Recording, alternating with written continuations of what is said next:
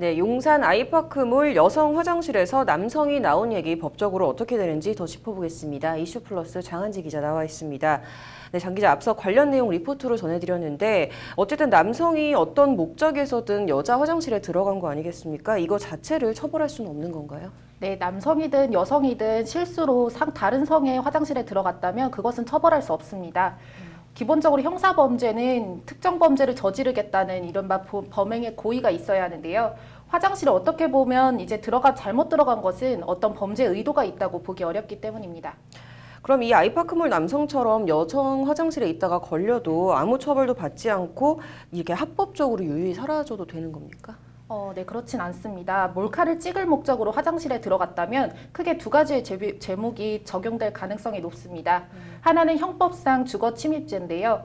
예를 들어서 백화점이든 마트든 물건을 사기 위한 이런 구매 목적으로 들른 경우는 당연히 아무 문제가 없습니다. 그렇지만 손님을 가장해서 물건을 훔치거나 이제 걸렸다면 절도나 절도 미수와 함께 주거 침입죄도 함께 성립할 여지가 있습니다. 애초 구매 목적과 달리 해당 공용 건축물에 다른 목적으로 침입했기 때문인데요. 네. 마찬가지로 몰카 목적으로 아이파크몰에 들어갔다면 범죄 목적의 침입이 되기 때문에 주거 침입죄가 성립될 수 있습니다. 앞서 리포트에서 여자 화장실에 들은 남성이 이제 1시간 이상 화장실에 머무른 게 입증이 된다면 이제 몰카 목적으로 화장실에 들어간 것이라고 보는 게 합리적이고, 그리고 이 경우 주거 침입죄가 성립하게 될 수 있는 겁니다. 최근 큰 논란이 됐던 신림동 CCTV 사건 같은 경우도 이제 주거 침입죄가 적용되는데 그것과 같은 맥락이라고 보시면 될 것 같습니다. 변호사의 설명을 들어보시죠.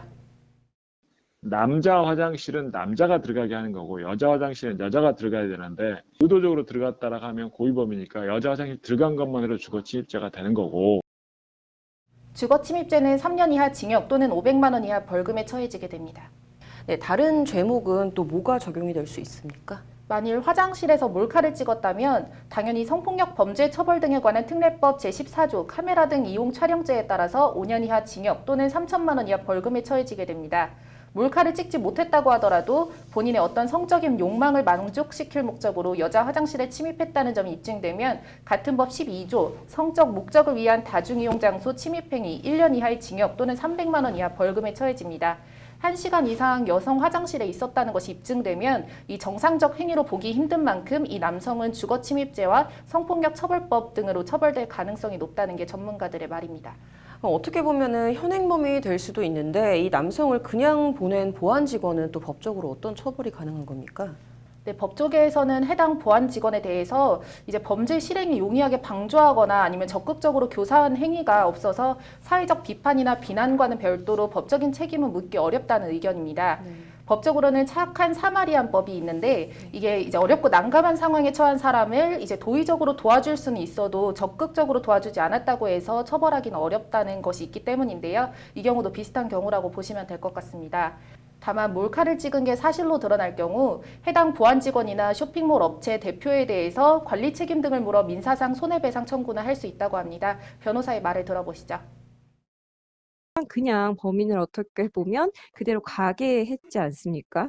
그렇기 때문에 이런 부분에 대해서 일부 과실이 좀 인정될 수 있을 여지가 있을 것 같습니다. 그래서 이 경우에는 일부 과실에 대한 손해배상 책임을 물을 수 있고요. 네, 앞서 이제 회사 반응을 잠깐 전해드렸는데 이 사건 관련한 입장 어떻게 됩니까? 네, 일단 굉장히 난감해하고 있는 상황입니다. 국내 굴지 쇼핑몰인데 적절한 조치를 취했어야 하는 거 아니냐라는 이제 법률방송 질의에 이제 아이파크몰 측은 법적 문제는 경찰서에서 판단할 문제라고 얘기했고, 그다음에 관련 시스템을 점검하고 있다는 원론적인 입장을 밝혔습니다. 직접 들어보시죠. 결정된 부분은 아니고요. 어쨌든 저희도 뭐 사실 여부나 이런 것들 저희도 다시 한번 점검을 내부적으로 다시 한번 해야 되는 부분이기 때문에 뭐 즉각적으로 뭐 조치를 뭐 바로 내리거나 그런 것들은 아닌데 저희도 내부적으로 다시 한번 좀 보고 있는 상황입니다.